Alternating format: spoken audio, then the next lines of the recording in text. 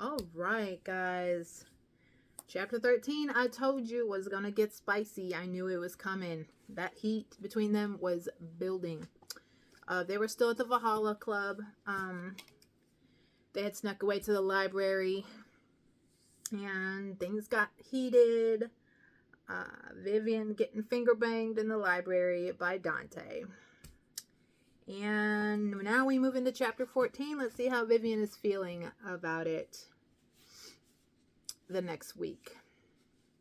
So chapter 14, Vivian.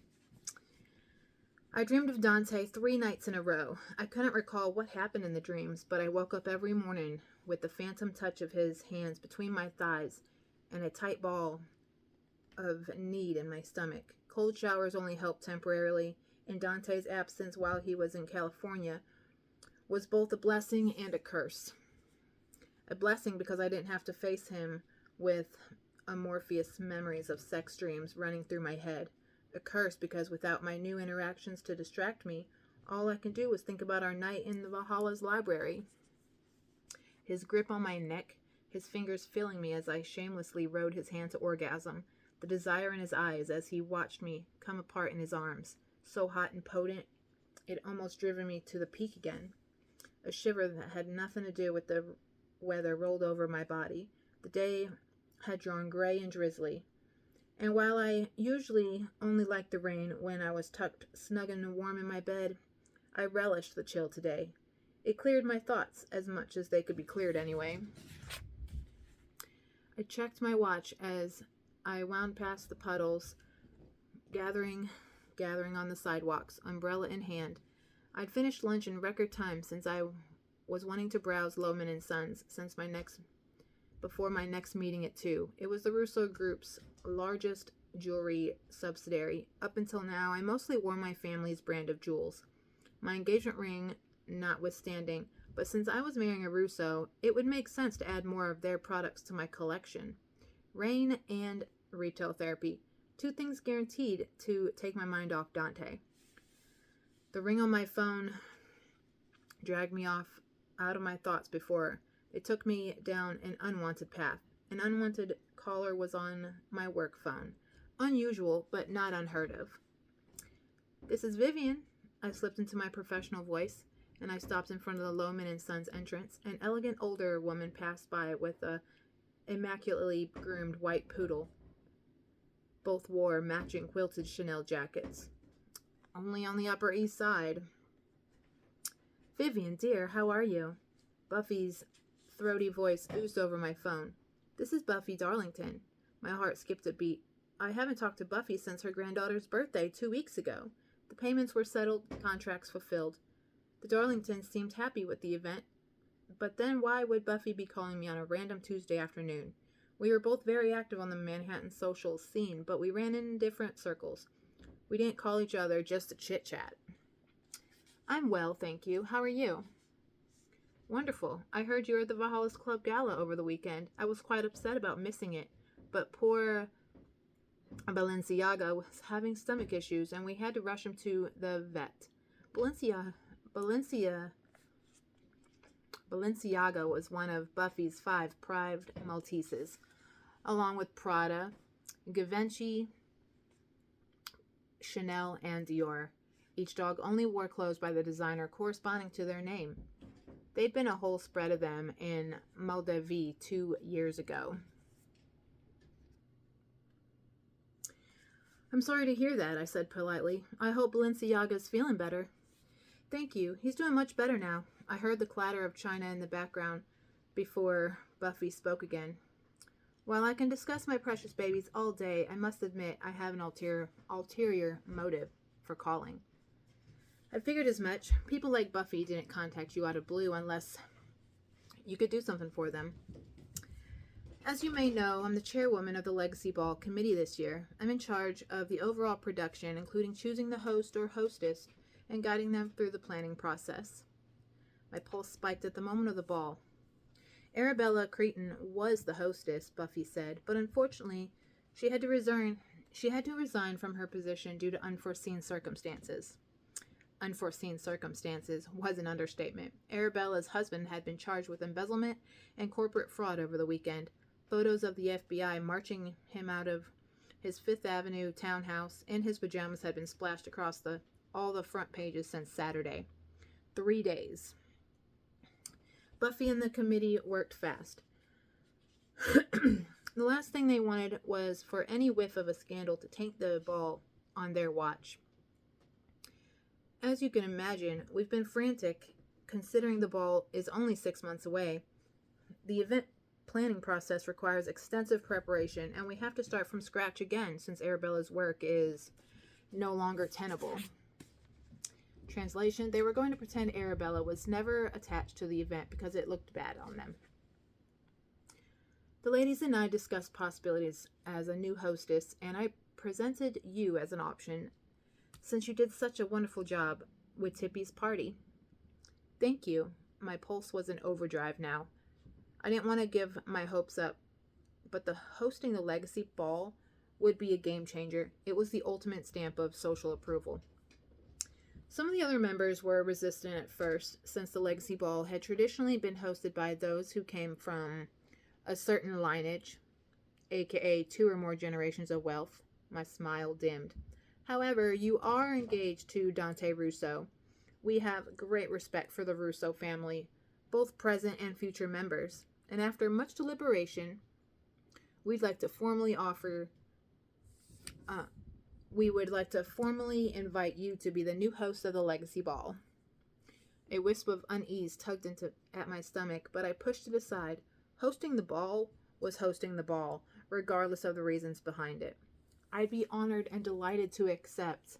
Thank you for thinking of me. Wonderful. I'll send you the details later this afternoon. I'm looking forward to working with you again, Vivian. Oh, and please say hi to Dante for me. Buffy hung up. I closed my umbrella and entered Lohman & Sons, my skin buzzing with anticipation. Decor, catering, entertainment. There were so many possibilities given how big the ball's budget was. I planned on taking my 2 o'clock call at home, but I should head back to the office. Vivian? Surprise crept through me at the familiar brown eyes staring at me from behind the desk. Luca, what are you? My question tapered off when a piece of an earlier conversation with Dante rose to the forefront of my mind. What does he do now? Salesman. Of course it made sense Luca was working at one of the Russo Group's subsidiary stores, but it was still a shock to see him working at the very shop I was dropping in on. Working hard. A hint of dryness surfaced before it smoothed with a generic sales smile. How can I help you? It felt odd being waited on by my future brother-in-law, and I didn't want to make it weird by treating him differently. Looking for 2 new pieces, I said. A statement piece and something versatile I can wear every day. For the next 45 minutes, Luca walked me through the store's finest offering. He was actually an excellent salesperson, knowledgeable about the products and persuasive without being pushy. This is one of our newest pieces. He retrieved a dazzling ruby and diamond dragon bracelet from the display case. It consists of 40 round and pear-shaped rubies weighing approximately 4.5 carats and 30 Marquise round and pear-shaped diamonds weighing approximately 4 carats. It's part of our exclusive collection, which means there are only 10 in existence. Queen Bridget of Eldora owns the sapphire version. My breath caught. I'd grown up around jewels my entire life, and I recognized the standout piece when I saw it. The rubies were a pure, vibrant red with no orange or purple overtones, and the bracelet's overall craftsmanship was exquisite. I'll take it. Lucas smiled, warmed a fraction of a degree. Excellent. The cost of the bracelet and the discreet emerald earrings I'd chosen as an everyday piece totaled $200,500. I handed over my black Amex. You should come over for dinner soon, I said as Luca processed the payment. Dante and I would love to see you. A long pause followed by a vague, I'll see you at Thanksgiving. Frustration needled at me. I hadn't seen or talked to Luca since the engagement party. I couldn't shake the sense he disliked me for some reason, and his cool reply confirmed it. Have I offended you in some way? I had half an hour before my meeting and no time to beat around the bush. I get the sense you don't like me very much. Luca slid the sales receipt across the counter. I signed it and waited for an answer. His work wasn't the best place for this conversation, but the rest of the customers had left and the other staff members were out of earshot. This was the best chance I had of getting a straight answer. I'd bet my new jewels he would go out of his way to avoid me if we weren't forced to talk one-on-one. I don't dislike you, he finally said, but I'm protective of my brother. It's always been the two of us. Even when our grandfather was alive, Luca's voice dropped. I know Dante. He never wanted marriage. Then one day, out of the blue, he announces he's engaged. It's not like him. A strange current ran through his words, like they were a mere cover for what he actually wanted to say. It makes sense now. Even when I was startled by how readily he'd answered, I'd expect him to deflect. And yes, I'm aware of the business side of the arrangement, he said, but your family gets much more out of the deal than ours, does it not? Heat crawled down the back of my neck. Everyone knew Dante was marrying down, but no one dared say it to my face, except his brother. I understand your concerns, I said calmly. If Luca was trying to get a rise out of me, he wouldn't succeed. I'm not here to disrupt your relationship with Dante. He'll always be, first and foremost, your brother, but I'll also be your sister-in-law soon, and I hope we can at least establish a civil rapport for both ours and Dante's sake. We'll see each other plenty at family functions in the future, including Thanksgiving. And I would hate for animosity to ruin a good meal. Luca stared at me, his surprise tangible. After a long, drawn-out moment, his face softened with a small, but somewhat genuine smile. Dante got lucky, he muttered. It could have been a lot worse. My brows pulled together at an odd response. Before I can question him on it, an explosion of noise yanked my attention to the entrance.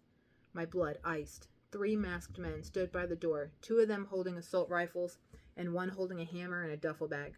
One security guard laid unconscious on the floor next to them, the other face down, the barrel of a gun, with his hands in the air. Everyone get the fuck on the ground! One of the men waved his gun, with his accomplice smashing the glass of the nearest display. Get down! Luca and the other 2 employees complied, their faces leached of color. Vivian! Luca hissed. Get down! I wanted to. Every instinct screamed at me to crawl into a corner and curl up until the danger was over. But my muscles refused to obey my brain's commands. I lived in New York for years, but I'd never experienced a mugging or assault. Sometimes I watched the news and wonder how I'd react when I was caught in such a situation. Now I knew. Not well. 1 second I was signing receipts and talking to Luca.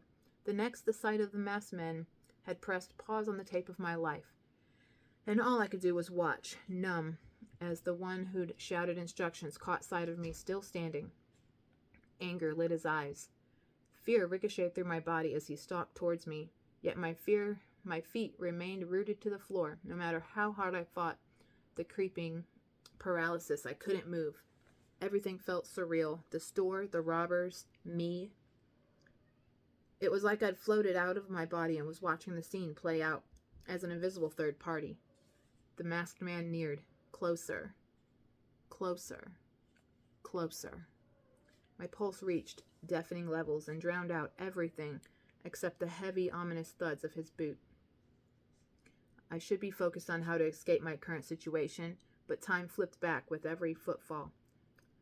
My first camping trip with my family, walking across the graduation stage at Columbia, meeting Dante, life events, big and small, they'd shape me into who and where I was today. How many more of those did I have left, if any?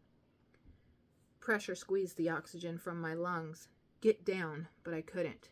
Thud, thud, thud.